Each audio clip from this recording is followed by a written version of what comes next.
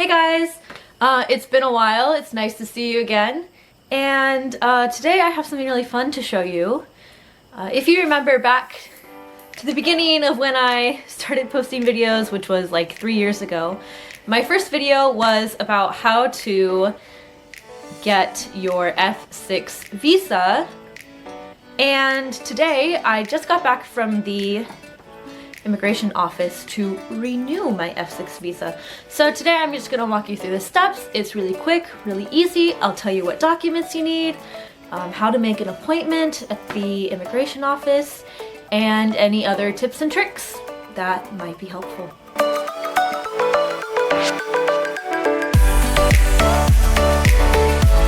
Okay, so my visa was supposed to expire actually next week. So I got a notification in the mail. It looks like this. It'll have the address of your local immigration office. So I live in Changwon, which means my immigration office is in Masan, and you can see the address here.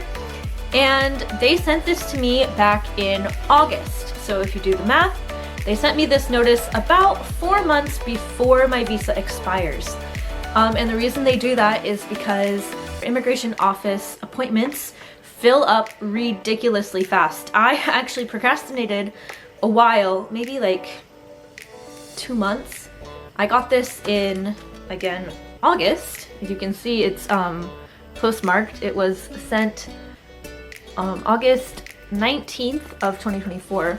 And I did not get around to making an appointment until the beginning of October. And my appointment was today, which is December 9th, and that was the soonest I could get an appointment. So when you get this notice in the mail, make an appointment as soon as possible. Especially if you live in a bigger city like Seoul or Busan, those spots fill up so fast. And if you don't have an appointment, they won't see you. So make an appointment as soon as you get this in the mail. I cannot stress this enough. Please, don't be dumb like I did, because you might not get as lucky as I did, okay? Please make an appointment as soon as you get this. So assuming you have an account on the HiKorea website, you can log in and attempt to make an appointment.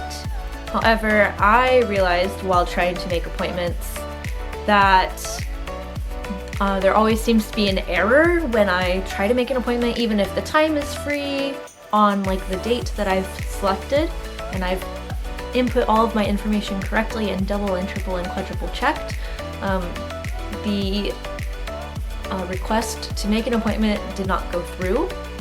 So the trick is, instead of logging in to your HiKorea account, you have to make a non-member reservation. So you go in to the non-member reservation. It says 비회원 예약. And you go in there and you can enter in all of your information, your 외국인 등록번호, and then you also need to enter in the 체류기간 허가일자, and then you have to put in like the captcha, and they'll have numbers that you type in. It's usually like 4 numbers. And then you can go in, and since you've entered in your 외국인 등록번호, your name will already be there and the type of visa that you have will already be entered in, and you can't change it. And then you can scroll down and choose what kind of appointment you're looking to make. In this case, you're going to be looking to make a visa extension appointment. And then you scroll down even farther and you can see the spot to select the date.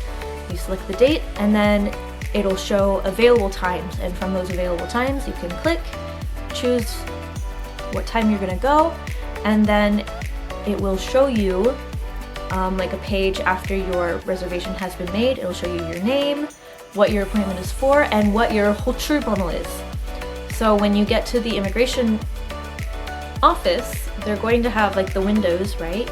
And they'll call numbers, and so you need to remember the number that your appointment, like 접수증, shows you. Because if you don't remember, you could miss your appointment, which would really suck considering how hard they are to make. So please remember that number.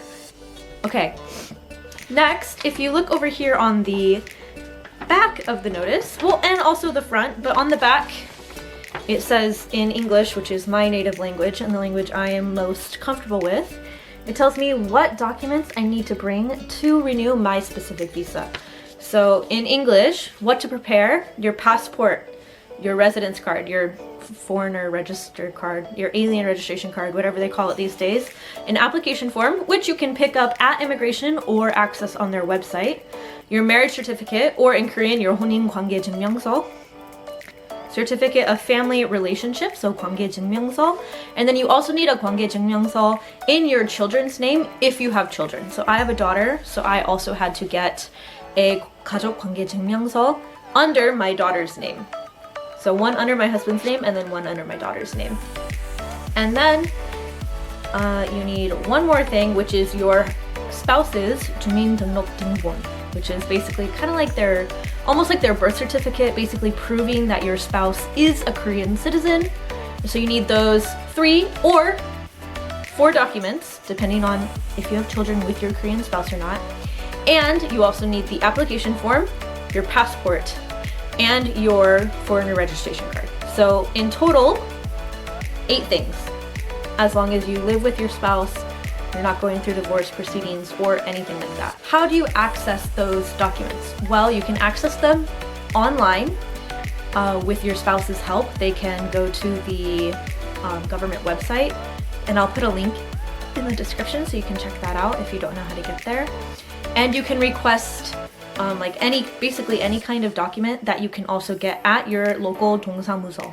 So if your spouse can't help you, they're too busy, or they don't know how to do the online process, you can go in person to your 동사무소, like your neighborhood administrative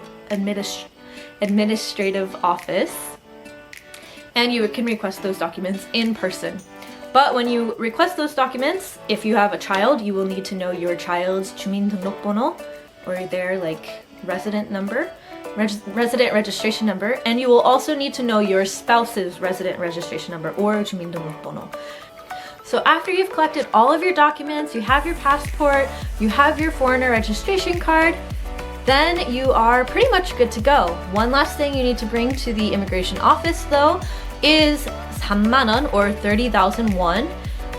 You can bring it in cash, or you can also do 계좌이체, which is like wiring money.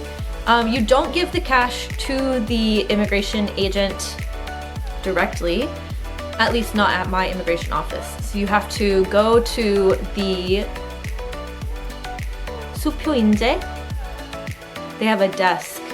You go there and you give them your cash, or you can use your phone to wire money to them and be like, hey, I need a 수표인제 for this much money. And then you get that from the desk and you bring it to the immigration agent with the rest of your documents. And that is your payment for your either application or the extension of your visa. Okay, so that's pretty much it. I went today and extended my visa for another 3 years, and it took less than 5 minutes. I waited for my turn longer than my turn actually took. Giving all of the documents over and the money and showing my ID and everything took maybe 3 or 4 minutes at most. It was very quick, as long as you are prepared. If you go prepared, everything will be done super quickly. I do realize that as an American citizen, the process might be a little bit different for people who aren't. I know that there are certain countries that Korea requires to show tuberculosis tests, and I know that there are other people who are maybe going through divorce proceedings or live separately from their spouse, and that could complicate matters a little bit depending on what documents you need to bring. But in my experience, since I live with my spouse and we're still married with no divorce proceedings or anything like that, it was very simple and very quick for me. So I hope everybody else has a super simple, super quick process when you guys eventually have to renew your visas, and I hope everything goes well and that there are no hiccups, no bumps in the road, and everything goes smoothly. I'll see you guys next time. Bye!